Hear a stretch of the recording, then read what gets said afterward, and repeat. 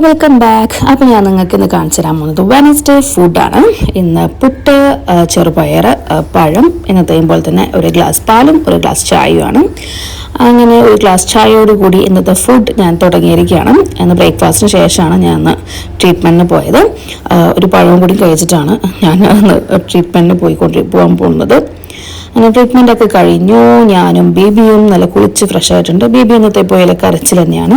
അങ്ങനെ ട്രീറ്റ്മെൻറ്റ് കഴിഞ്ഞ് വരുമ്പോഴത്തേനും നമ്മളുടെ ഉലുവക്കഞ്ഞി ആൻഡ് ചട്നി റെഡി ആയിട്ടുണ്ടാവും. എനിക്ക് കഞ്ഞിയിൽ ഇങ്ങനെ ചട്നി ഇങ്ങനെ മിക്സ് ചെയ്ത് കഴിക്കാനാണ് ഇഷ്ടം.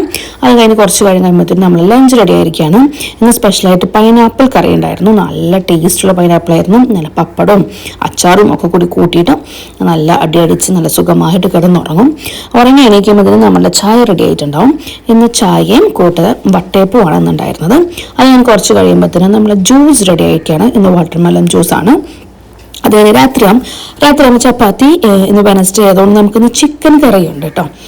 വെനസ്ഡേ നൈറ്റ് ചിക്കൻ കറിയാണ് ഇവിടെ അവൈലബിൾ ആയിട്ടുള്ളത്. നല്ല ടേസ്റ്റാണ്.